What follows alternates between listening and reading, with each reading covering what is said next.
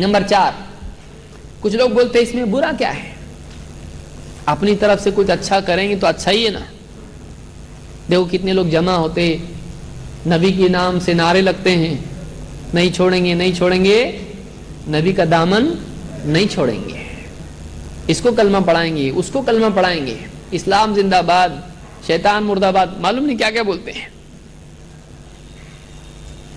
اور اتنی بھیڑ رہتی ہے، لوگ جمع ہوتے ہیں، لاٹھی گھماتے ہیں، اس میں ڈسپلے ہوتا ہے، اس میں کتنا اچھا ہے، لاٹھی کا دور ہے یہ.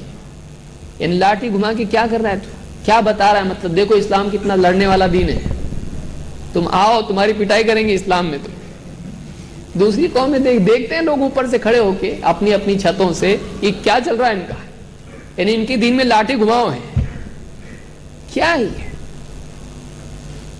تو بہت سارے لوگوں کو اچھا لگتا ہے، تھوڑا انجوائمنٹ ہو جاتا، مزہ آتا، بہت مزہ آتا تھوڑا، تو اس کا دفاع کرتے ہیں لوگ، کہتے ہیں کہ اس میں برا کیا ہے، کھانا پینا اور ٹیپو سلطان کی میوزک، ٹیپو سلطان کی میوزک، پھر اس پہ عرب بن کے میرے چاچا بیٹھے تھے. داڑھی نکلی ہو تو کیا ہوا ہو، لیکن داڑھی تو تھی نا، نکلی داڑھی لگا کے ایک دم صافا، اور وہ عرب کا کالا گوگل، معلوم نہیں اس میں کیا حکمت ہے کالے گوگل. دیکھا عرب لوگوں کو کالے گوگل پہنتے، یہ بھی پہنتا، اس زمانے میں تھا گوگل، اللہ کے نبی صلی اللہ علیہ وسلم کے زمانے میں گوگل تھا کیا. تو اس طرح سے بہت ساری خرافات لوگ کرتے ہیں اور یہ سمجھتے ہیں کہ اس میں اچھا لگتا ہے، تھوڑا مزہ آتا ہے. اور منع کدھر ہے؟ کیا اپنی طرف سے کوئی چیز اچھی لگتی ہے تو ہم اس کو کر سکتے ہیں؟ نہیں. اسلام ہمارے یعنی لیے ایک بلینک پیپر نہیں کہ جو چاہے ڈرائنگ اس میں ہم کریں، جو چاہے کلر اس میں ہم بھریں. اسلام پہلے سے دیا ہوا دین ہے، وہ جیسا ہے ویسے ہی رکھنا ہے اس کو. اپنی طرف سے اس میں کچھ کر سکتے ہیں؟ نہیں. آپ بتائیے، آپ کمپیوٹر کھول کے کچھ میں وائرنگ کرتے ہیں اس میں؟ نہیں. موبائل کھول کے کرتے ہیں؟ کوئی بولے اللہ ادھر تھوڑا میں اس کو اور اچھا بناتا ہوں موبائل کو، آپ کا موبائل لے کے کرنے کی کوشش کرے، بھائی وارنٹی ختم ہو جائے گی، کھولنے بھی نہیں دیتا اس کو. کیوں؟ جیسے ہی کھولے گا اس کی وارنٹی ختم ہو جائے گی. اور اسلام کی وارنٹی باقی رہے گی، کھول کے کتنا بھی ریپیئر کرو اس کو. آپ کی اسلام کی وارنٹی زندگی لائف ٹائم وارنٹی ہے اس کی، جتنا ریپیئر کرو جو چاہے کرو اس کے اندر. سوچیے ہم چیزوں کے بارے میں جتنے حساس ہیں، سینسٹیو ہیں، اسلام کے بارے میں ہم نہیں ہیں. اسلام ہمارے لیے گویا کہ تختہ مشق ہے، جو چاہے اس پہ ٹرائی کرو. کچھ بھی ٹرائی کرنے کا نا دین میں کرنے کا. بچے کے ایجوکیشن میں اگر کوئی آدمی آ کے بولے اس کی کتابیں چھوڑو، میں نئی کتاب پڑھا رہے گا اس کو، اسکول میں پڑھانے دے گا، بولے گا نہیں نہیں نہیں اس کے ایگزام میں آنے والا ہے، دوسرا کچھ پڑھاؤ مت، جو کتاب میں وہی پڑھاؤ اس کو، جو کتاب میں وہی پڑھاؤ. ٹیچر اگر اس کا ٹیوشنز لینے والا اگر یہ بولے کہ میں اپنے حساب سے کچھ پڑھاتا ہوں اس کو، بولے کوئی ادھر ادھر کا پڑھاؤ مت، تم کو فیس کا کی دے رہے ہم، جو اسکول میں پڑھایا جاتا ہے وہی سلیبس پڑھاؤ اس کو، دوسرا کچھ پڑھاؤ مت. دنیا میں اتنا احتیاط، دنیا میں اتنی فکر، اور اسلام میں آنے دو، کچھ دروازہ کھلا ہوا ہے اپنا، سب آنے دو اندر، ساری خرافات اسلام میں آنے دو. ہم کہاں جا رہے ہیں ہم کو سوچنا ہے. کیا ہم اپنی طور پر اسلام میں کچھ داخل کر سکتے ہیں؟ کچھ لوگوں نے اس کے لیے دلیل بہت ڈھونڈ کے لے کے آئے. دلیل کیا ہے؟ جابر بن عبداللہ رضی اللہ عنہ کی روایت ہے، کہتے ہیں جاء ناس من الاعراب، کچھ لوگ دیہاتی آئے اللہ کے نبی صلی اللہ علیہ وسلم کے پاس، الی رسول اللہ صلی اللہ علیہ وسلم، علیہم الصوف، وہ اون کے کپڑے پہنے ہوئے تھے، وول جس کو ہم کہتے ہیں وولن، اون کے کپڑے پہنے ہوئے تھے. فرآ سوء حالہم قد اصابتہم حاجہ، اللہ کے نبی صلی اللہ علیہ وسلم نے ان کا برا حال دیکھا، غربت کا اور ان کی فاقہ اور ان کی پریشانی، تنگ حالی کو دیکھا تو آپ کو برا لگا. فحث الناس علی الصدقۃ، آپ نے لوگوں کو ترغیب دی صدقہ کرو، آپ نے لوگوں کو انکریج کیا، موٹیویٹ کیا، ان کو ترغیب دی صدقے کی. فابطؤوا عنہ، لیکن آپ کی ترغیب کے باوجود بھی لوگ اسی طرح سے رکے رہے، کوئی ری ایکشن ہی نہیں پبلک میں، کوئی پبلک کی طرف سے کوئی صدقہ آ رہا ہی نہیں.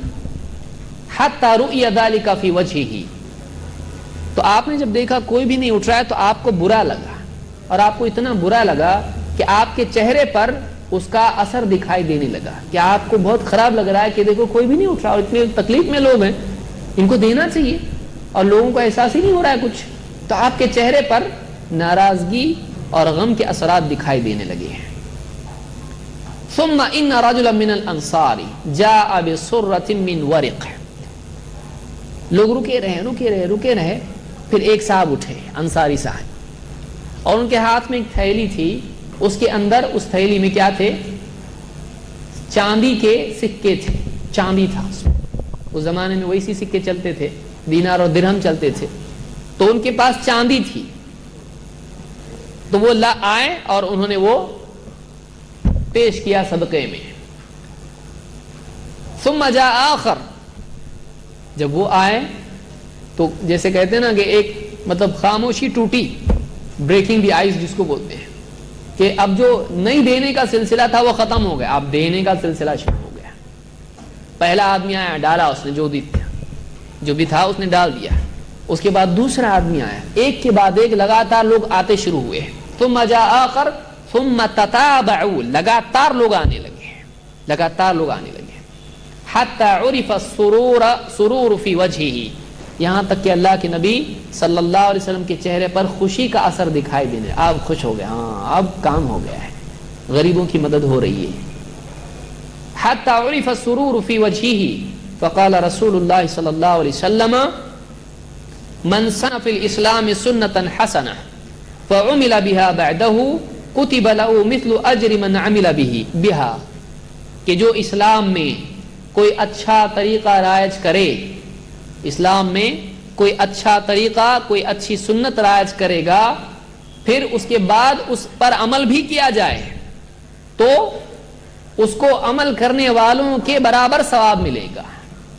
کسی نے کوئی اسلام میں اچھا طریقہ لایا, لوگوں نے اس پر عمل کیا, تو طریقہ لانے والے کے لیے کیا ہوگا؟ عمل کرنے والوں کا ثواب اس کو ملے گا.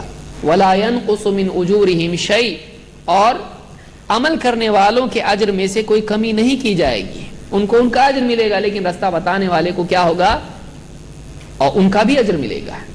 وَمَنْ سَنَّ فِي الْإِسْلَامِ سُنَّةً سَيِّئَةً فَعُمِلَ بِهَا بَعْدَهُ, اور جو اسلام میں برا طریقہ رائج کرے اور لوگ بھی اس پر عمل کریں, کتب علیہ مثل وزر من عمل بها, عمل کرنے والوں کا گناہ بھی اس پر لکھا جائے گا.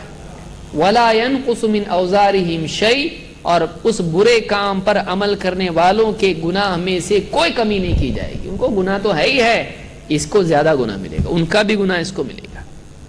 اس کو امام مسلم نے کتاب العلم میں ذکر کیا ہے. کچھ لوگوں نے پوری حدیث کا سیاق, اس کا بیک گراؤنڈ, اس کا پس منظر, پرسپیکٹو غائب کر کے یہ الفاظ لے لیے, جو اسلام میں اچھا طریقہ لائے گا اس کو بھی ثواب, عمل کرنے والوں کا ثواب اس کو ملے گا. تو انہوں نے کہا دیکھو اسلام میں اچھا طریقہ لا سکتے ہیں, تو ہم جو کر رہے ہیں وہ کیا ہے؟ اچھا ہے. ہم نے کہا لائیں اسلام میں, ہم کو بھی اجر ملے گا اور نعرے لگانے والوں کا بھی ہم کو ملے گا.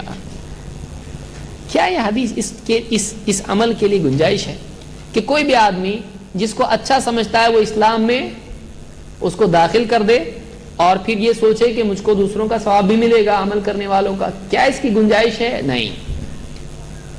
علماء نے کہا اس حدیث کو آپ پورا پڑھیے, مسئلہ حل ہو جاتا ہے. پورا مت پڑھیے, پرابلم پیدا ہو جاتا ہے. حدیث میں کیا ہے؟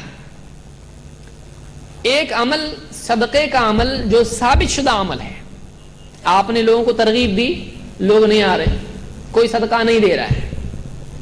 ایک آدمی اٹھا اور اس نے صدقہ دیا, تو اس کے صدقہ دینے کے بعد لوگوں کو انکریجمنٹ ہوا, لوگوں کی ہمت بڑھی, لوگوں میں جذبہ پیدا ہوا.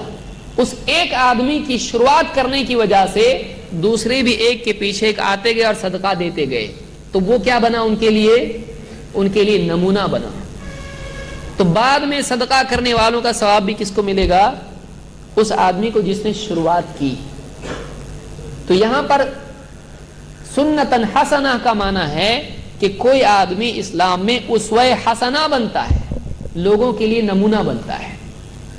ایک مٹی ہوئی چیز, ایک رکی ہوئی چیز, نیکی جس پر لوگ عمل نہیں کر رہے ہیں, ایک آدمی کھڑا ہوتا ہے اس پر عمل کرتا ہے.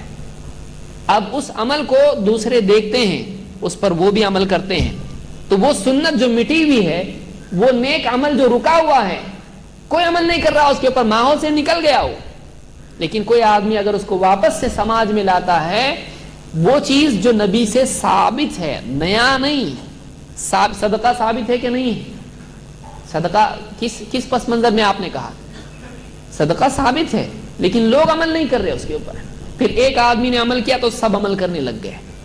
تو یہ پس منظر ہے کہ ایک ثابت شدہ عمل جو اسلام میں ہے لیکن لوگوں میں سے نکل گیا ہو, پھر ایک آدمی کھڑا ہو کے عمل کرے, اس کو دیکھ کے دوسرے بھی عمل کرنے لگیں, تو کیا ہوگا؟ ان کا بھی ثواب اس کو ملے گا. جیسے کسی ماحول میں لوگ خواہ مخواہ کا فضول خرچی کرتے نکاح میں. اب ایک آدمی ہمت کیا, بہت مالدار تھا, اس نے کیا کیا, میرے کو دہیج نہیں چاہیے, میں دہیج دیے تو میں بھاگ جاؤں گا, نکاح کے دن ہی چلے جاؤں گا. اب اس نے اس طرح سے کیا, اور اسراف نہیں کروں گا, اور 5 کلمے نہیں پڑھوں گا میں. ہمارے ماحول میں کچھ لوگ کیا کرتے ہیں, نکاح کے ٹائم پہ 5 کلمے پڑھاتے ہیں, یعنی پہلے مسلمان بناؤ پھر دولہا. نکاح کے ٹائم پہ کلمے کہاں سے آئے؟ بولو, امام صاحب بھی پڑھاتے, عائشہ بولو اشہدو, پہلا کلمہ لا الہ, پورے 5 کلمے. پبلک بھی سوچتے تھے ہاں میرا بھی ایک دن تھا, میں بھی پڑھے ہوا ہوں. نکاح میں کلمے, اتنی ساری خرافات مسلمانوں میں. شروع میں کلمہ اور بعد میں قوالی اور گانے اور ناچ, ہے کہ نہیں؟ یہ بھی ہے. تو اس نے ہمت کی, دیکھا سب لوگ سماج میں نکاح میں فضول خرچی کرتے ہیں, میں نہیں کروں گا. اس نے سیدھا سادہ نکاح کیا. اس کو دیکھ کے دوسرے لوگ جو غریب تھے, یہ تو امیر تھا, استعداد تھی, پیسہ تھا, سب کچھ تھا اس کے پاس, ان لوگوں نے دیکھا نہیں نہیں اس نے سادہ نکاح کیا, میں بھی کروں گا. اس نے بھی اپنے گھر میں نوجوان نے بتایا, میں بھی ایسا نہیں کروں گا, فضول خرچی نہیں کروں گا, میں سادہ نکاح کروں گا, سیدھا سادہ, کچھ لوں گا نہیں, کچھ دوں گا نہیں, ہاں مہر دوں گا خالی. اب ایک کے بعد ایک اس معاشرے میں سادہ نکاح کا ماحول بن گیا. تو اس کا ثواب کس کو ملے گا؟ جس نے ہمت کر کے پہلے سب سے پہل کی. وہ چیز ثابت تھی لیکن وہ چیز اس معاشرے سے نکل چکی تھی. اب پہلا عمل کرنے والا اس چیز کو اس معاشرے میں زندہ کرنے والا ہے, اس کو بھی ثواب ملے گا, اور اس کو دیکھ کے عمل کرنے والوں کو بھی ان کا ثواب ملے گا.